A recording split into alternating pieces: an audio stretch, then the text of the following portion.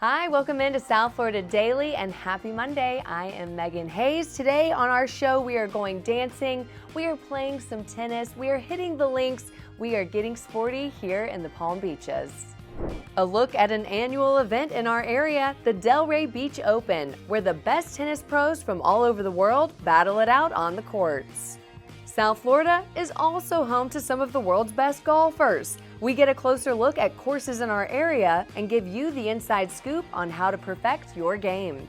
But first, Kitty London hits the ballroom. Put your dancing shoes on. It's time for What's Poppin' PBC.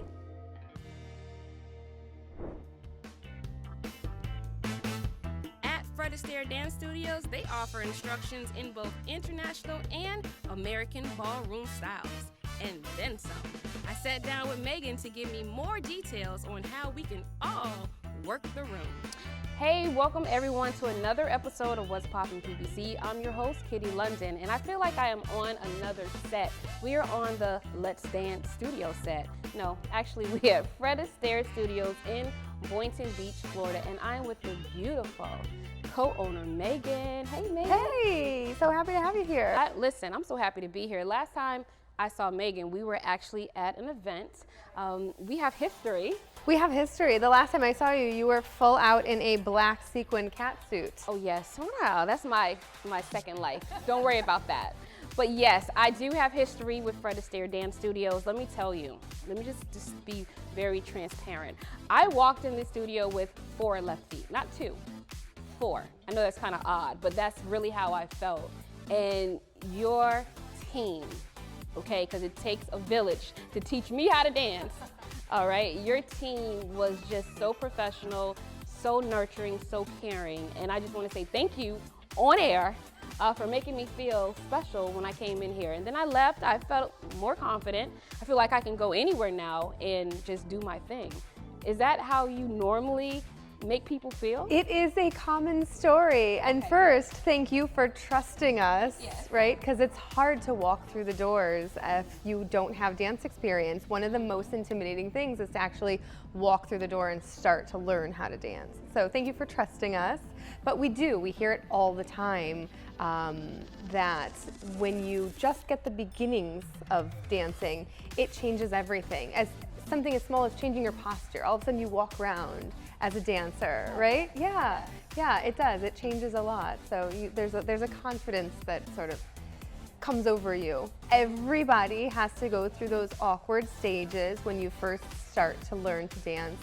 But then, yes, everybody at different paces starts to feel it a little bit better. They get a glimpse of themselves in the mirror at just the right time and realize, something's working. And we find usually by like lesson number 3, 4, things start to kind of fall into place. Maybe you found that as well. Yeah, things started to loosen up a little bit. I was like so sore the first couple. I was like, I don't have to go to the gym anymore. I just need to go to Fred Astaire Dance Studios. I'm feeling in the cows, my abs. I'm like, oh my gosh, this is really a workout.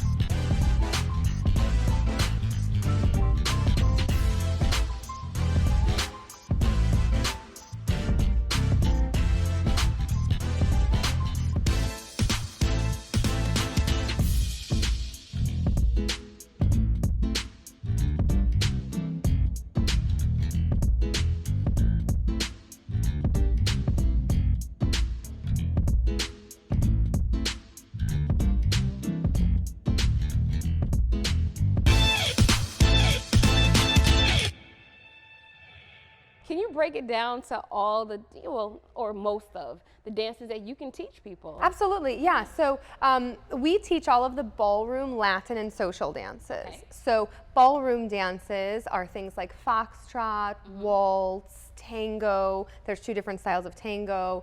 Bolero, which we'll see a little bit later. That's a really beautiful dance. Rumba, swing. So all of these are ballroom dances.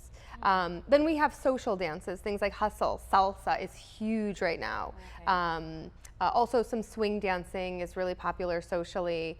So we have all of those dances, like if you were to go on a cruise, if you go to a wedding and you go to the reception, these kind of dances we call social dances. Nice.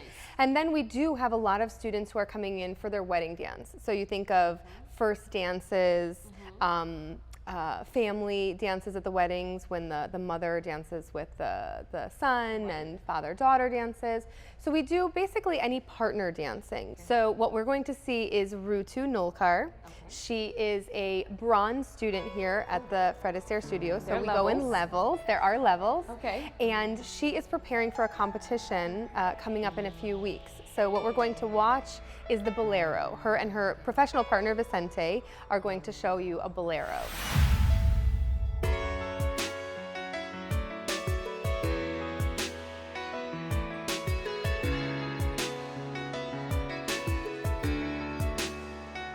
It's a really beautiful dance, yeah. It evolved from, it's thought to be an Afro-Cuban dance mixed with Spanish folkloric dance. And it was introduced into the United States in the 1930s. And dancing it now in a competitive form, it's taken on a whole different role, and it's a really beautiful dance to watch. I'm here now with the newest edition of what I call professional dancer. Oh my gosh, that was great. You laugh, but you look good out there. Appreciate that, thank you. How does it feel? Well, it's been a long journey. Started here about 6 years ago. Just came in thinking I was going to learn some salsa and do some social dancing, but it has been a great journey. Thanks to Megan and Vicente, they have been great. Entire Fred Astaire Boynton team has been amazing. Unfortunately, my dance instructor is not here because it's his birthday. How dare he skip out on me because of his birthday? But we're gonna try to catch him on the line because I gotta wish Cody a happy birthday. Happy birthday, you're on camera. I was so bummed out that you were not here when I got the interview with Megan, but I wanted to let the world know that you were very instrumental in helping me with my 4 left feet. You gave me such ease, and you are just the bestest. So I wanted to say that on TV. So thank you, Cody, so much.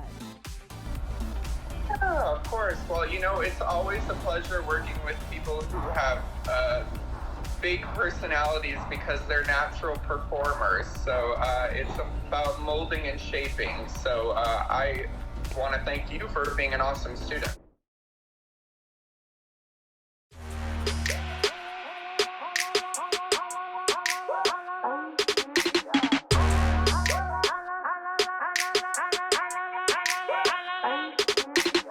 Hi, my name is Ivan Barron. I'm the tournament chairman of the Delray Beach Open, the world's only ATP Tour event combined with an ATP Champions Tour Legends event.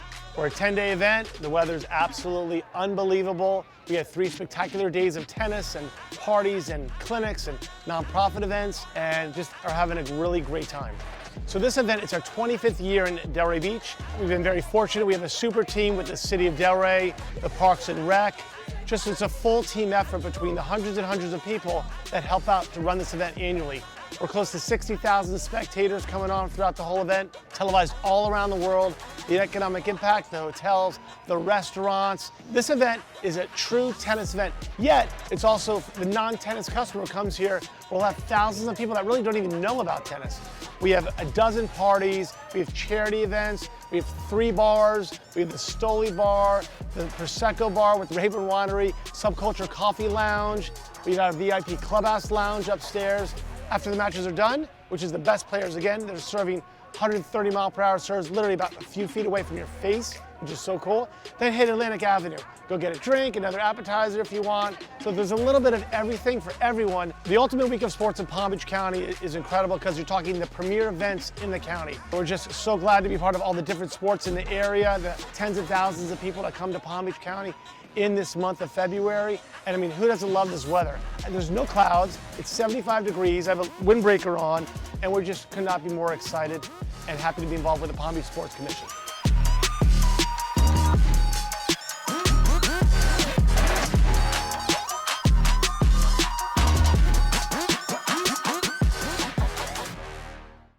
South Florida Daily is on the move with Palmtran. The Palm Beaches. The Palm Beaches. The Palm Beaches Welcomes everyone.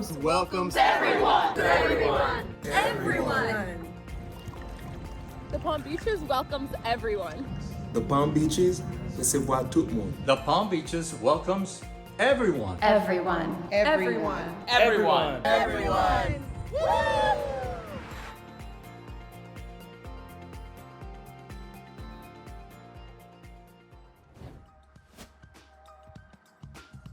The South Florida Daily Set is sponsored by Eldorado Furniture.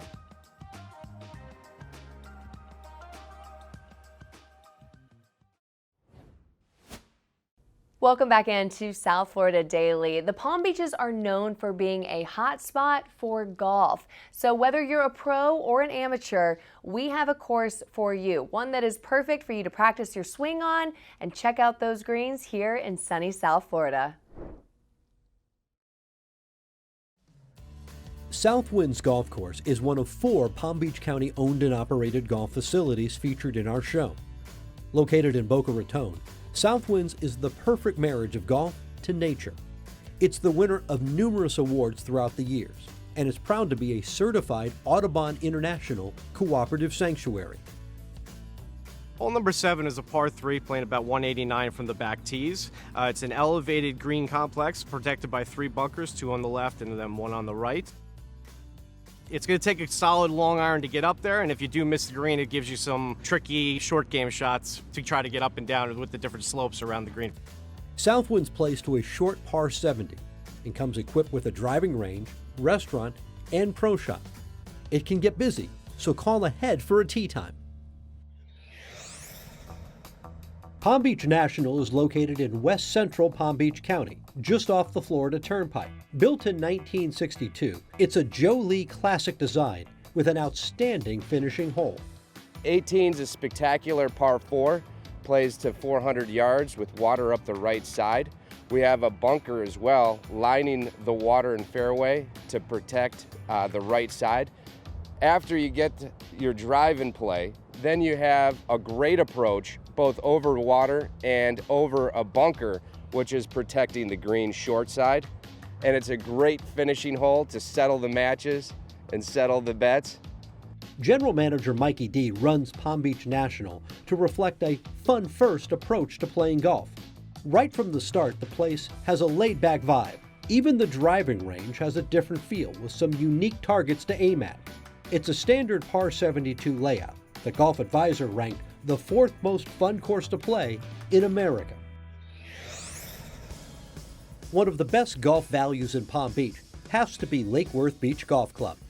Combining magnificent coastal views with a rich history, this par 70 layout features one of the most picturesque holes in the county. The par 3 14th hole, it's about 150 yards from the back tees, which usually plays a little bit longer with the wind coming off the ocean, so it's usually into your face on that hole. And so usually it's a pretty stiff breeze. You have to play about 2 clubs extra to get it to the green. The green has a false front, sloping from back to front. So if you hit it long, you're gonna have a tough downhill putt. But if you hit it short, you know, the ball might not chase up onto the green for you. So it's a challenging little hole despite being only 150 yards from the back. It's definitely the most picturesque hole out here with the palm trees directly behind the green. You know, from the tee box, you see the intercoastal, and with the palm trees, it's a beautiful hole. One of the few daily fee full-length golf courses located on the water, Lake Worth Beach Golf Club has become a favorite for golfers of all ages and skill levels. Sandhill Crane Golf Club is situated on the edge of Palm Beach County, in its most northwestern corner. Homes and shopping plazas won't be found near this special golf course. It's all natural, Florida style, rolling gently through marshlands and wetlands. This is our par 5. It's our 9th hole. It's a dogleg left and then it kind of curves back to the right, water on both sides. If you play it just over the trees, you'll have a great landing area. If you are playing it for a 2-shot hole, you really need to carry over the water a little bit more, take off a little bit more from the tee. If you're laying up, you have probably 65 to 80 yards in, so it's a nice little pitch up to the green. It's not anything too difficult. The par 72 Sandhill Crane course includes a brand new clubhouse and restaurant, as well as a great practice facility and range. With its natural location, including some elevation changes and overall natural beauty, Sandhill Crane Golf Club is a must-golf destination, and you might just get a peek at some actual sandhill cranes. Thanks for joining us here on South Florida Daily. Hopefully you're enjoying the show so far, but stick around because we have plenty more stories for you coming up after the break. Hey, do you follow us on social? You should. We're on Instagram and Facebook at South FL Daily. We post giveaways, behind the scenes content, and so much more. We'll be right back.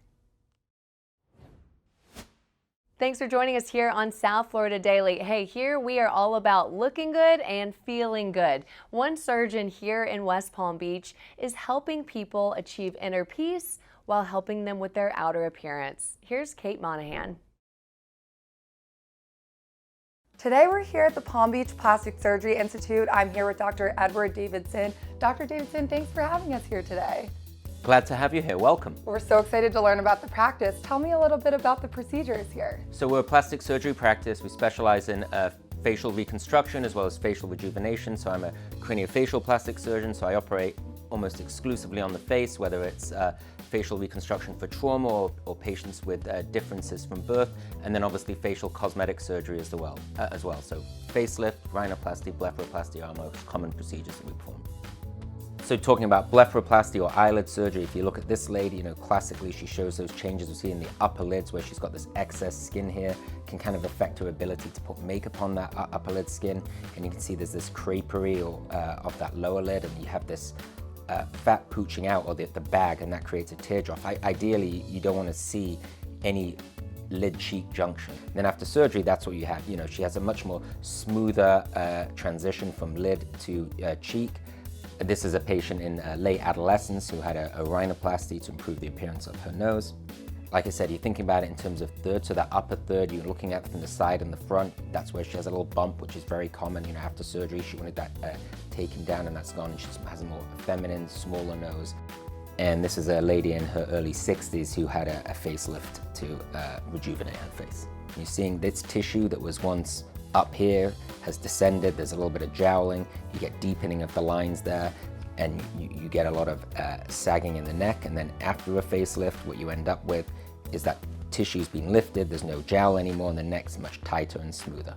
So tell me a little bit about the typical patient that comes here. Is it someone that's had a trauma or more looking for the cosmetic side of things? Both really. And I think, sometimes when people think about reconstruction and cosmetic, they see it as this black and white thing, but it's really a continuum. And whether you're reconstructing someone's face after trauma or reconstructing a difference that a patient just happens to have been born with, or someone's coming from cosmetic treatment to enhance themselves, a lot of the principles are actually still the same. And actually I really think of cosmetic surgery as a reconstruction, but you're not reconstructing after trauma or from a genetic difference. You're reconstructing a pathology, and that pathology is really just time and gravity, and that time and gravity has affected your tissues of your face, changed them in a certain way. And even though we think of it as cosmetic surgery, it's really reconstructing things back to how they were. Walk me through the minute someone comes in here till they leave. How do you kind of guide them through the process? So I think really one of the special things about this practice is that we're by design a small boutique, bespoke concierge practice. I really always speak to the team about making sure that patients feel like, I say, in the womb of this practice, that we're babying them a little bit and that they feel loved and really looked after, and that we're empowering them with information to make decisions, helping them make decisions, and throughout the process, from when they initially reach out to us, through that initial consultation, or as many consultations as they need so they're on board with the specific plan that we come up with together, through surgery and treatment, through that post-operative period. I think my job is really to give people information and help them make decisions. So I think when you look at those three procedures that we talked about, facelift, rhinoplasty, and blepharoplasty, helping patients understand the differences they see in a language that allows us to actually make a diagnosis and then come up with a plan to reconstruct that issue and bring about the cosmetic result that they want. So Dr. Davidson, tell me about the non-surgical procedures that you offer here, such as Botox. Yep, so I think a key part of facial rejuvenation is not just surgery, but the non-invasive stuff. So Botox or neuromodulators that can soften some of the lines that are created by muscle. There's also dermal fillers as well, and medical grade skincare. And in my mind, these are all extremely important adjuncts to support a surgical result, both pre-surgically and after surgery. and then deciding on whether surgery's for you or whether you're a candidate for non-invasive therapies. I think, we talked about the areas of concern, but you also need to think about the severity. So I think for things that are very minimal or mild, you can camouflage it, but as things get more moderate or severe, you really need to anatomically correct it. And I think when you see a result that's suboptimal, it's when you're trying to get too much out of something that doesn't really have the power to deliver the result you want. How do you want your patients to feel when they walk out of your office? I want them to feel like they've had a great experience, that they're really happy that they've had this. And most of the time, patients are like that, and they sort of are glad that they have a result that they maybe didn't think they could have achieved, that's natural, that doesn't, good plastic surgery shouldn't look like plastic surgery. It should just look like a natural result, whether it's someone looking refreshed or looking younger, people saying, oh wow, you look great, like have you done something? Like that's kind of what the goal is, and patients are supposed to be happy with their experience and kind of wishing that maybe they'd already done this sooner. It's a celebration. The celebration of a culture. The celebration of a lifestyle. A marriage of art and sport. And the celebration of a majestic creature. A creature capable of not just elegance and grace, but of spirit and fire. Where a lifetime of dedication and perseverance in the quest for perfection is given a stage for the world to see. Experience the symbiosis of horse and rider. The intimate connection of animal and human. Discover the epitome of the equestrian lifestyle. Discover the Palm Beaches, the perfect place. For more about the Palm Beaches, visit thepalmbeaches.com. Thanks for joining us here for another great episode of South Florida Daily. Hey, do you want to see your business featured on our show? Send us an email, info@southfldaily.com, or shoot us a DM on Instagram @SouthFLDaily. We will see you back here tomorrow on Fox 29 at noon. Have a great day.